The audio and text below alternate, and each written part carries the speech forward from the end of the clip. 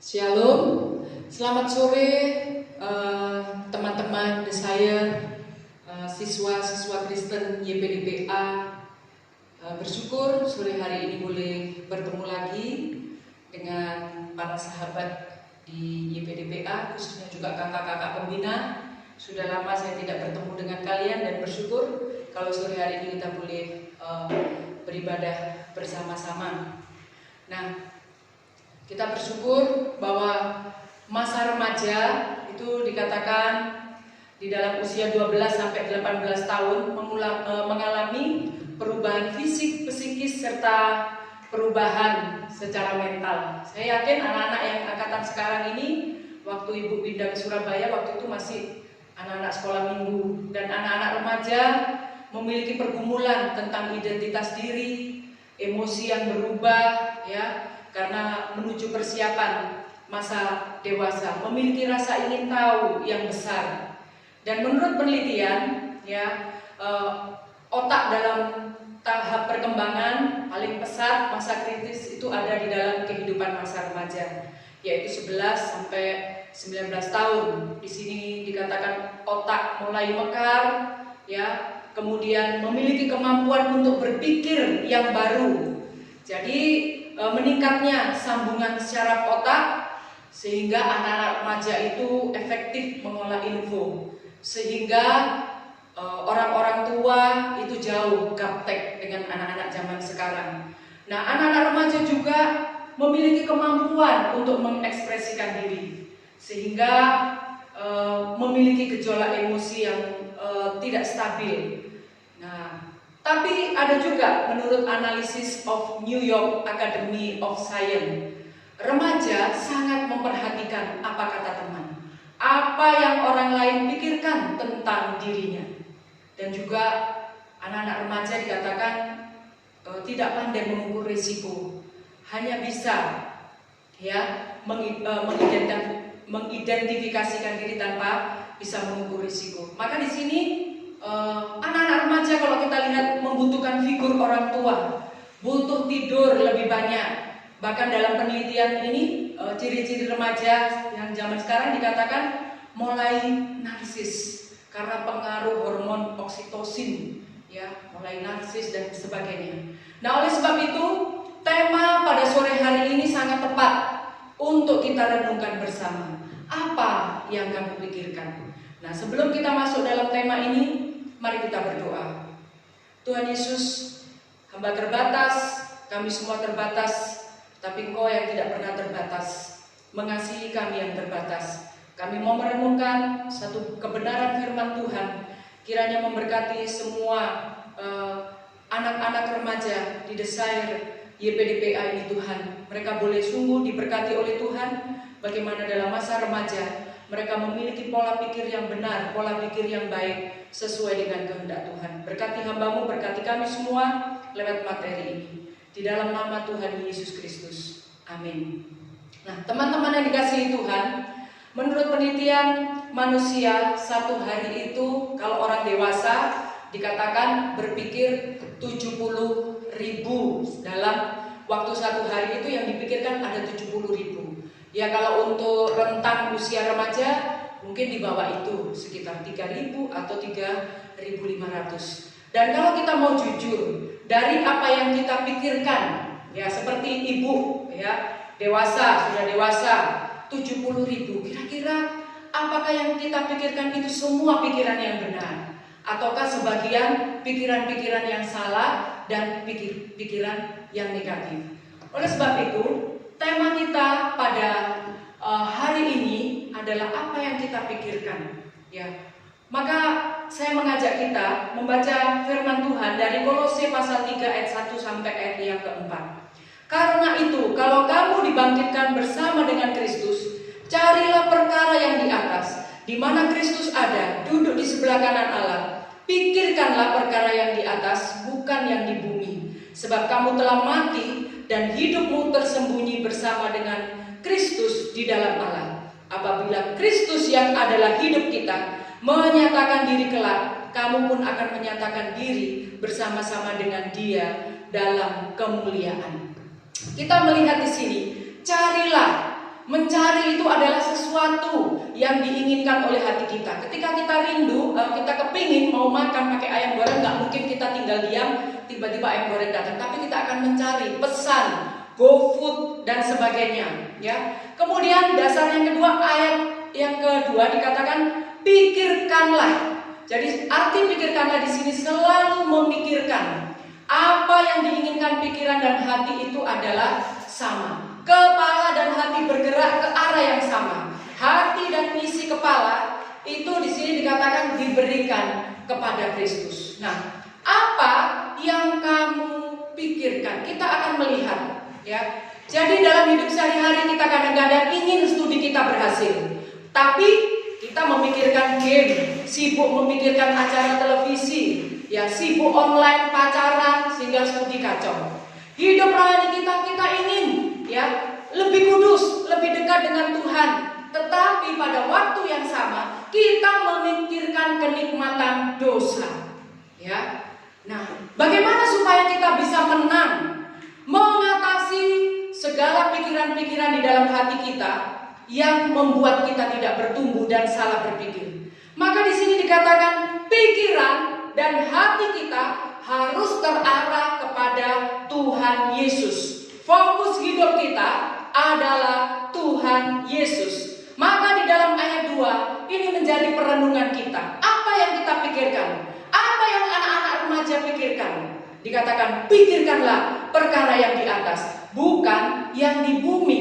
Nah, kita nanti akan melihat apa itu perkara yang di atas. Nah, yang pertama yang akan kita pelajari dalam hidup kita, mengapa kita lebih banyak memikirkan perkara-perkara yang ada di dunia ini.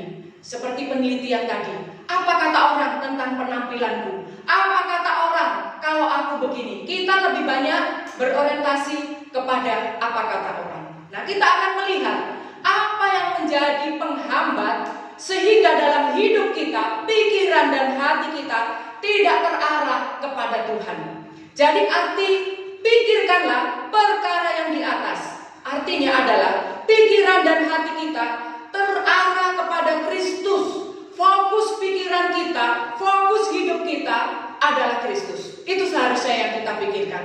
Tetapi apa yang menjadi penghambat sehingga dalam masa remaja kita gagal untuk berpikir menyenangkan hati Tuhan? Yang pertama, hambatan dan juga bagaimana jalan keluarnya. Nah, hambatan yang pertama, kita sulit memikirkan perkara-perkara yang di atas, perkara-perkara rohani yang menyenangkan hati Tuhan. Yang pertama adalah kehidupan lama kita yang masih kita pelihara. Ya, sekali lagi, kehidupan lama kita itu masih kita pelihara. Apa kehidupan lama kita? Marah, geram, kejahatan, fitnah, itu di dalam ayat 8, ayat 9, ayat yang ke-10, ya. Di sini dikatakan hidup lama kita. Kita menjadi orang Kristen tetapi bukan menjadi ciptaan baru di dalam Tuhan Yesus. Maka di sini dikatakan bagaimana supaya kita memikirkan perkara-perkara yang di atas, berpikir secara benar, secara alkitabiah. Maka dikatakan kamu karena itu, ya. Ini yang harus kita ingat. Kamu dibangkitkan bersama-sama dengan Kristus. Artinya kamu telah mati terhadap hidup lama dan hidupmu tersembunyi bersama dengan Kristus di dalam Allah. Kalau kita menyadari aku ini ciptaan yang baru di dalam Tuhan Yesus Kristus, aku sudah dibangkitkan bersama dengan Tuhan Yesus Kristus, maka kita akan memiliki pola pikir yang baik dan benar. Nah, makanya bagaimana supaya kehidupan lama itu tidak kita pelihara, menghalangi kita berpikir secara baik dan benar. Di dalam ayat yang ke-5 sampai ayat yang ke-8, matikanlah dalam dirimu segala sesuatu yang duniawi. Matikan. Ya, kalau kita membunuh tikus di rumah kita matikan, tidak mungkin bangkainya kita ambil lagi. Dan di situ dikatakan tinggalkanlah, lupakanlah kehidupan lamamu, jangan kamu memikirkannya lagi. Kamu sudah tersalib bersama dengan Kristus, kamu dibangkitkan dengan Kristus. Maka sebagai orang yang sudah dibangkitkan oleh Tuhan Yesus Kristus adalah kita menjadi atau memiliki hidup yang baru. Dan hidup rohani kita harus terus-menerus diperbaharui menyerupai gambar Allah. Di dalam ayat yang ke-10 di situ dikatakan, dan telah mengenakan manusia baru yang terus-menerus diperbaharui untuk memperoleh pengetahuan yang benar menurut gambar Khalqnya. Kunci yang pertama ini. Maka bagaimana? Lakukan terus proses bahwa aku adalah ciptaan baru di dalam Tuhan Yesus Kristus. Lakukan proses bahwa aku ini adalah imitasi Tuhan terus-menerus. Caranya bagaimana supaya menang? Dikatakan berdoa, membaca firman Tuhan, dan mengalami perubahan terus-menerus, ya. Pikiran, perbuatan kita terus-menerus diperbaharui oleh Tuhan. Dan yang kedua, mengapa kita tidak bisa memiliki pikiran yang baik, yang benar? Karena tidak memiliki prioritas. Di dalam ayat yang keempat, apabila Kristus yang adalah hidup kita, ya, Kristus adalah hidup kita. Nah, tiap orang itu punya prioritas di dalam hidup, punya moto. Misalnya motonya muda kaya raya, tua foya-foya, mati masuk surga. Atau moto hidup itu adalah kesehatan. Nah, sebagai orang yang sudah ditebus oleh Kristus, seharusnya moto hidup kita adalah hidup adalah Kristus. Yaitu kalau ayat yang keempat, Kristus yang adalah hidup kita. Maka Kristus itu harus menjadi prioritas hidup kita. Maka supaya kita bisa berpikir dengan baik, dengan benar, sesuai dengan Alkitab, maka kita harus ingat, hidup adalah Kristus. Kristus menjadi prioritas hidupku. Maka kalau kita memiliki prioritas seperti ini, kita berpikir, kita bergaul, kita mengikuti mode, kita pacaran, kita memiliki tujuan hidup, harus diikat oleh kebenaran Kristus. Ya, Kristus harus menjadi patokan hidup kita. Kristus menjadi pusat hidup kita. Jangan lagi apa kata orang, tapi apa kata Tuhan. Kristus menjadi raja, menjadi tuan di dalam hati dan hidup kita. Nah, sekarang bagaimana caranya? Apakah otak kita ini menjadikan Kristus sebagai raja, ataukah Kristus hanya sebagai tukang tambal ban? Kalau perlu baru kita cari. Apakah yang kita pikirkan tiap-tiap hari itu senantiasa memuliakan Tuhan, atau sebaliknya yang kita pikirkan tidak pernah berhubungan dengan Kristus? Yang kita pikirkan Mobile Legend, yang kita pikirkan cuma game, yang kita pikirkan bagaimana caranya naksir cewek, ya, banyak diisi dengan hal-hal yang duniawi dan bertentangan dengan firman Tuhan. Maka kunci yang kedua, dalam segala hal Kristus harus kita libatkan. Dalam studi kita, dalam pertumbuhan iman kita, dalam kehidupan kita bergaul, kita juga harus selalu mengutamakan Kristus, mempraktekkan kehadiran Kristus dalam seluruh hidup kita. Jadi yang kita pikirkan ketika mama menyuruh kita, Ucok, kau belikanlah dulu garam di warung. Yang kita pikirkan, apa yang aku lakukan membantu orang tua, itu adalah untuk menyenangkan hati Tuhan. Jadi kita harus mengubah sikap kita terhadap apa yang kita lakukan. Kalau dulu kita berpikir apa yang kita lakukan itu menyebalkan, menjemukan, tetapi sekarang ketika Kristus menjadi prioritas dalam hidup dan pikiran kita, apa yang kita lakukan adalah itu untuk Tuhan. Dan kita harus terlibat dalam seluruh pekerjaan Tuhan. Di mana? Di sekolah kita menjadi garam, menjadi terang, tidak memberi contekan, tidak menyontek. Apapun kata teman kalian, yang kalian pikirkan adalah aku hidup untuk memuliakan Tuhan. Jadi hidup kita harus memberi dampak. Orang yang berpikir Kristus adalah pusat hidupnya tidak berani melakukan hal-hal dan memperkatakan yang tidak menyenangkan hati Tuhan. Dan yang terakhir, yang ketiga, bagaimana supaya kita memiliki pola pikir yang alkitabiah, yang benar, yang memuliakan Tuhan. Jangan menganggap remeh kuasa dosa. Di dalam pasal 3 ayat yang ke-5, ayat yang ke-8, dan juga ayat yang ke-9. Jangan kita menganggap remeh, itu dosa kecil. Di Alkitab tidak ada dicatat dosa kecil, dosa besar. Semua dosa. Perhatikan, kemudian dia berbohong, membunuh, itu dimulai dari pikirannya. Maka jangan biarkan dosa menyusup lewat pikiran kalian. Jangan kita tidak peduli bagaimana bentuk dan ukuran dosa. Itu selalu merusak dan harus dihindari, harus diperangi. Pikiran-pikiran yang tidak memuliakan Tuhan.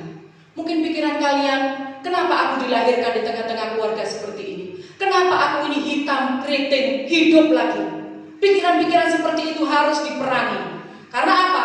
Kita sudah tersalib dan dibangkitkan bersama dengan Tuhan Yesus Kristus. Aku ini ciptaan Tuhan yang mulia, yang berharga. Maka supaya kita bisa terus berpikir baik dan benar sebagai anak-anak muda, jangan menganggap dosa bisa diabaikan. Jangan menganggap ada beberapa dosa yang tidak berbahaya. Semua dosa itu merusak. Maka di sini dikatakan matikan, buanglah itu, dan pikirkanlah perkara-perkara yang di atas. Mengakhiri bagian firman Tuhan ini, ada 2 orang anak remaja. Mereka sama-sama menderita kanker darah. Yang A itu berumur 16 tahun. Kemudian yang B berumur 15 tahun. Dan kemudian dipanggil oleh dokter. Dikatakan kepada yang A umur 16 tahun, umurmu hanya tinggal 4 bulan lagi. Sama, yang B juga dipanggil, umurmu tinggal 4 bulan lagi. Yang A waktu pulang, dia meraung-raung, dia mengasihani dirinya, dan dia katakan, kenapa aku dilahirkan di tengah-tengah keluarga ini, kenapa aku seperti ini, dan terus mengasihani diri, sehingga fisiknya semakin drop.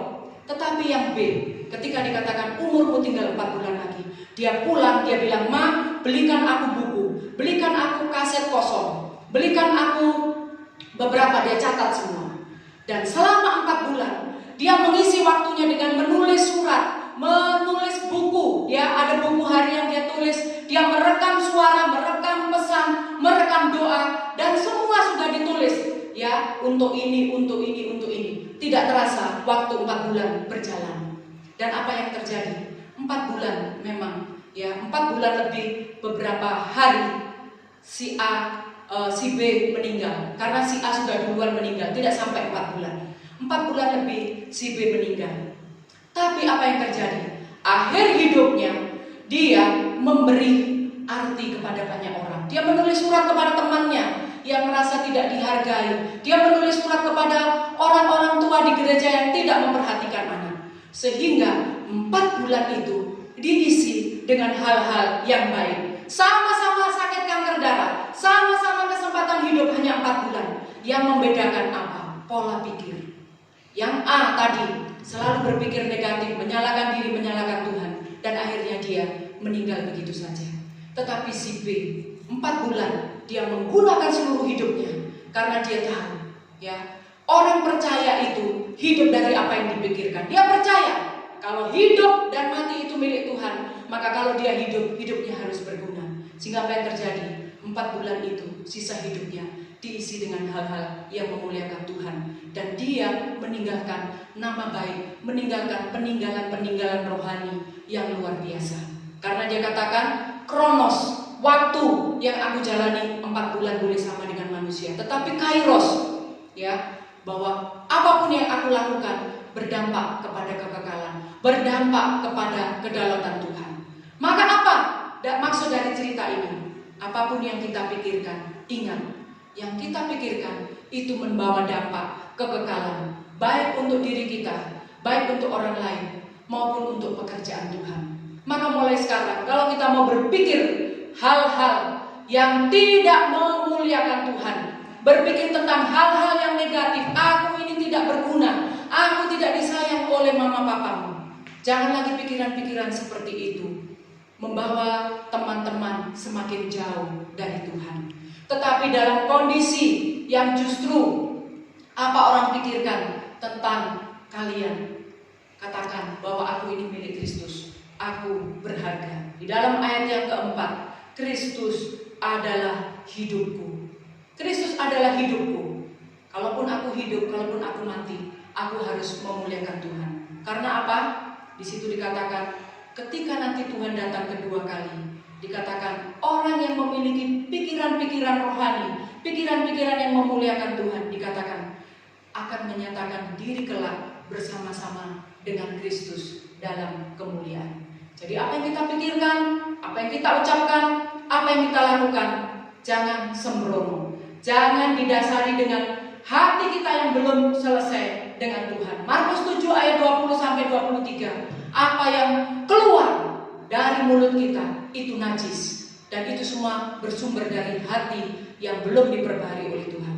Maka orang hatinya yang sudah diperbaharui oleh Tuhan, menjadi ciptaan baru di dalam Tuhan Yesus Kristus, akan terus diproses, menghasilkan pikiran, buah pikiran yang baik untuk kemuliaan Tuhan. Jadi biarlah firman Tuhan pada sore hari ini memberkati adik-adik semua.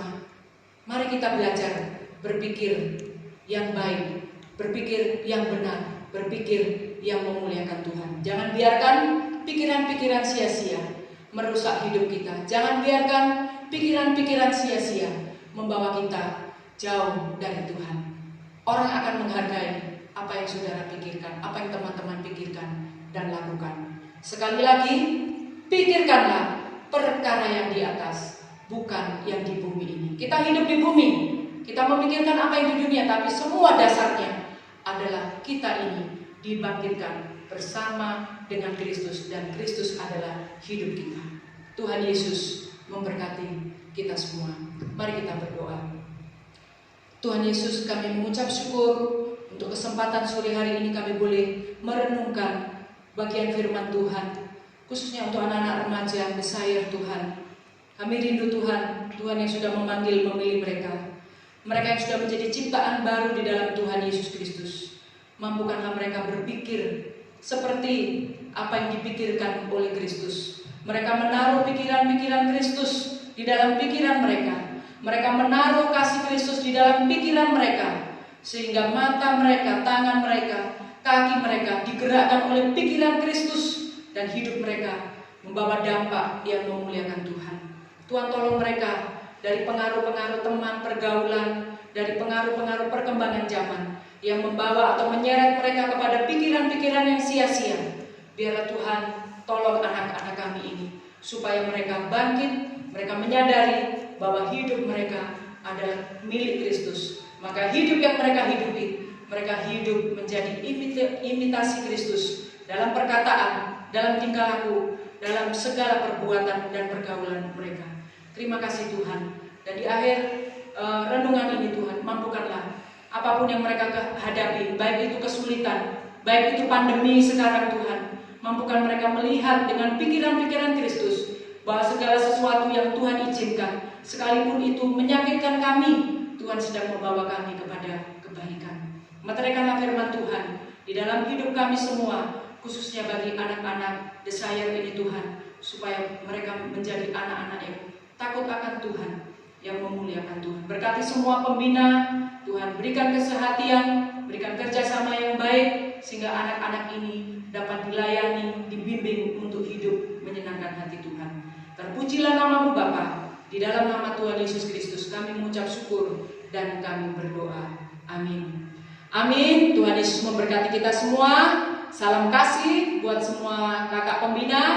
Salam kasih buat adik-adik semua. Walaupun masih kondisi pandemi, jangan kalian berpikir yang negatif. Berpikirlah bahwa segala sesuatu yang Tuhan izinkan membawa kalian semakin bertumbuh di dalam Tuhan. Tuhan Yesus memberkati kita semua.